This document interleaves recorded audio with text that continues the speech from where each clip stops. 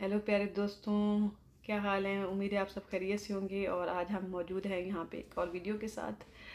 और आज हमारी वीडियो का टॉपिक है कि हम किस तरह से अपने माइंड को अलर्ट और एक्टिव रख सकते हैं। हम इस वीडियो में इस बारे में बात करेंगे। नॉर्मली क्या होता है कि इन मेरी कम्युनिटी में और मेरी सराउंडिंग में और मेरे वर्क प्लेस पे बहुत सारे लोग ऐसे आते हैं जो इस बात की कंप्लेन करते हैं कि उन्हें पता नहीं क्या हो गया है, उनको कुछ याद नहीं रहता, वो चीज़ें भूल जाते हैं, इवेंट भूल जाते हैं, और ऐसा कुछ उनकी मेमोरी के साथ, उनकी याददाश्त के साथ कुछ मसला हो गया है।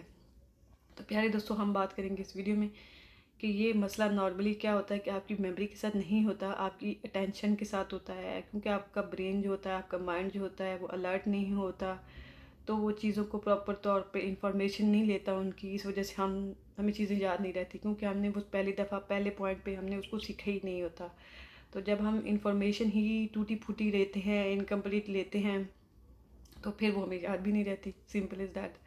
सो इस वीडियो में हम बात करेंगे कि हम किस तरह से अपने माइंड को अलर्ट एक्टिव रख सकते हैं, किस तरह से हम उसकी एबिलिटी को इम्प्रूव कर सकते हैं कि वो हमें चीज़ें याद रहें और हम बेहतर डिसीजन ले सकें चीज़ों के बारे में। तो सबसे पहली चीज़ जो है वो ये है कि इंसान को जब भी हम किसी से मिलने जाते हैं, हमारा कोई जॉब है, हमारा कोई एग्ज़ाम है, या कुछ भी हम सोशल कम्युनिटी में किसी से भी मिलते हैं, कोई गैदरिंग है, तो सबसे पहले तो आपने क्या करना है कि जब भी कोई भी इवेंट होता है उसके लिए अपनी 5 सेंसेस को यूज़ करें, ऑल सेंसेस को यूज़ करें।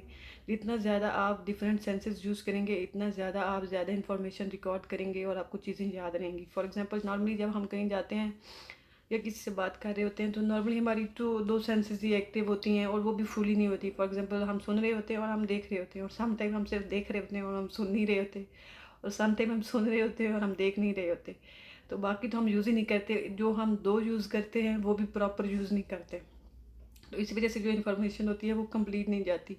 हार्वर्ड यूनिवर्सिटी ने मेरे ख्याल में एक रिसर्च की है, I think it's Harvard university, कि उन्होंने कुछ लोगों का के ऊपर एक्सपेरिमेंट किया, और उन्होंने उनको कुछ चीज़ें दिखाई, और कुछ जो चीज़ें दिखाई उनके साथ उनकी स्मेल को भी अटैच किया, और कुछ चीज़ें थी जिनके साथ किसी तरह की स्मेल नहीं थी।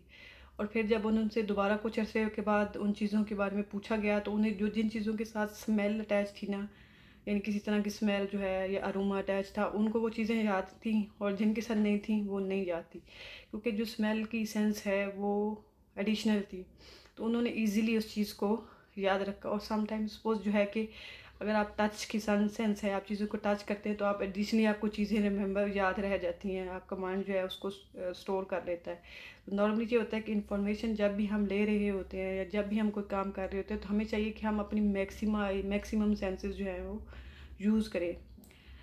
और अगर एटलीस्ट आप मैक्सिमम नहीं कर रहे, जो मिनिमम कर रहे हैं उसको प्रॉपर यूज़ करें। तो बेस्ट ऑप्शन यही होती है कि आप ज़्यादा इन्फॉर्मेशन लेने के लिए आपको पूरी सेंसेस जो हैं वो यूज़ करनी है। आप जब जो ज़्यादा यूज़ करते हैं तो automatically brain with the passage of time ज़्यादा अलर्ट और एक्टिव हो जाता है। ऑफ कोर्स शुरू में हमें आदत नहीं होती, हमारे लिए मुश्किल होता है कि हम किसी को सुनें, देखें, महसूस करें, और चीज़ों को महसूस करें, या स्मेल को, या सराउंडिंग को।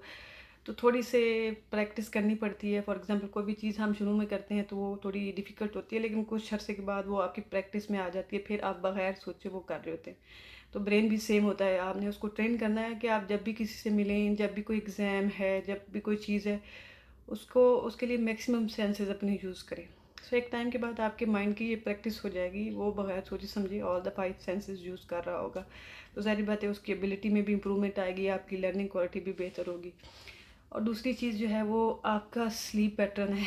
ऑफ कोर्स मुझे सोना स्लीप पैटर्न जो है वो, मैं उसके ऊपर हमेशा बात करती हूँ और मेरा बहुत इंटरेस्ट उसमें रहता है, लेकिन ये है कि ये बहुत इंपॉर्टेंट है।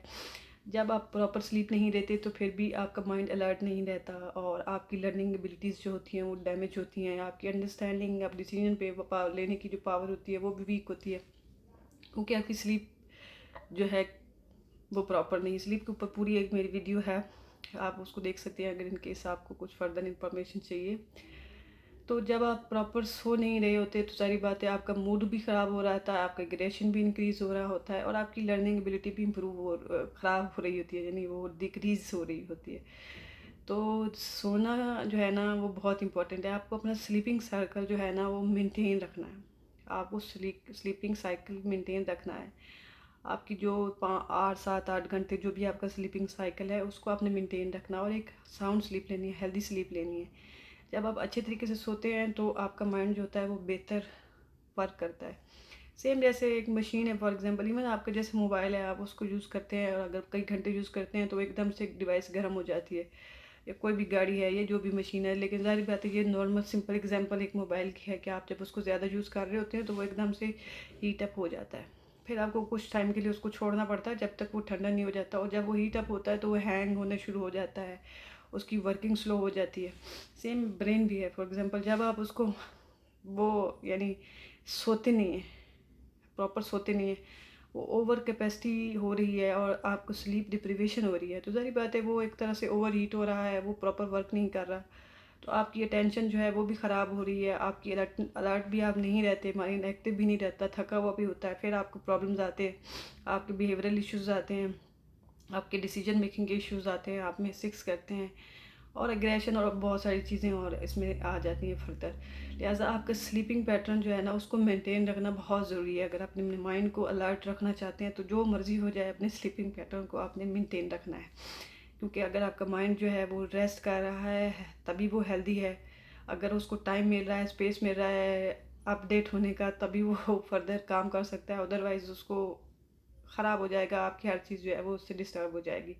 तो पहला आपने 5 सेंसेस यूज़ करनी है अगर आप अपने ब्रेन को अलर्ट रखना चाहते हैं। सेकंड, आपने अपनी स्लीपिंग का जो पैटर्न है उसको मेंटेन रखना है, और हमेशा अपने एक और चीज़ के अपने ब्रेन के लिए टास्क जो हैं वो प्रायोरिटाइज करें। देखें कि कौन सी चीज़ इंपॉर्टेंट है जो आपने जिसके ऊपर अपना दिमाग लगाना है, और कौन सी चीज़ जो है इतनी इंपॉर्टेंट नहीं है जिसके ऊपर आपने अपनी एनर्जी वेस्ट नहीं करनी।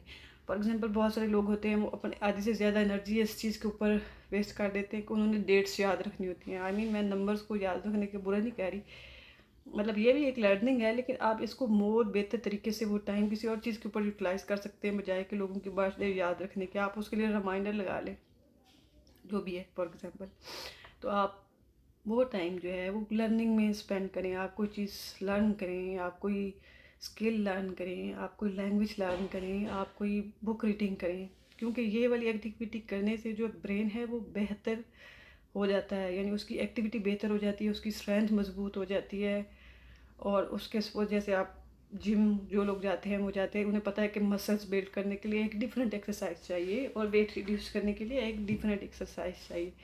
तो अगर आप आपके ब्रेन के मसल्स बिल्ड करना चाहते हैं तो आपको चाहिए कि आप जो है वो थोड़े डिफ़िकल्ट टास्क जो हैं, सपोज़ आप कोई एक्टिविटी लर्न करें, रीडिंग करें, इस तरह के स्किल्स यूज़ करें। ऑपरेशनल स्किल्स जो मोस्टली हैं फॉर एग्जांपल उनकी तरफ जाएं तो आपका ब्रेन जो है वो बेहतर होता है, अलर्ट होता है, एक्टिव होता है। क्योंकि ऐसे है ना, जैसे आप फिजिकली एक्टिविटी कर रहे हैं तो आपकी बॉडी जो है वो एक्टिव रहती है। फॉर एग्जांपल अगर आप जिम करते हैं, आप वॉक करते हैं, हर दिन एक्सरसाइज करते हैं, तो अगर कभी आपको किसी जगह पे थोड़ी देर चल के जाना पड़ता है 5 6 किलोमीटर या 4 किलोमीटर, तो आपको इतना फील नहीं होता बनिस्बत उस बंदे के जो कि बिल्कुल नहीं होता, लेज़ी होता है, और अगर उसको थोड़ा बहुत चलना पड़ जाए तो उसको भी हर जगह पे वो क्या कहते हैं, हम खलियाँ पड़ जाती हैं। फॉर एग्जांपल इस तरह से होता है। तो आप क्या है कि जब आप बॉडी एक्टिव होती है, यूज टू होती है, तो आपको इतना फील नहीं होता। इसी तरह ब्रेन भी जब ऑलरेडी प्रैक्टिस में होता है, लर्निंग उसकी फेज़ में रहता है और चीज़ों को लर्न करता है और प्रैक्टिस करता है, तो उसको कभी कोई डिफ़िकल्ट डिसीजन करना पड़ जाता है, डिफ़िकल्ट सिचुएशन आती है, तो उसको इतना फील नहीं होता, आप इजीली उससे गो थ्रू हो जाते हैं। तो उसके बाद जो चीज़ है, इसलिए नेक्स्ट मैं बोलूँगी कि आप जो आपने बचपन से सुना होगा कि जब आपने कुछ यूज़ याद करना है तो उसको रिपीट करना है। तो जो भी इन्फॉर्मेशन आप कलेक्ट करते हैं, अनटिल आप उसको रिपीट नहीं करते तो वो प्रॉपर स्टोर नहीं होती। तो वो तो श्योर आप सब लोगों को मालूम है कि अगर आपने अपनी लर्निंग एबिलिटी बेहतर करनी है, मेमोरी बेहतर करनी है, ब्रेन को अलर्ट रखना है, तो आपको इन्फॉर्मेशन को रिपीट करना होगा।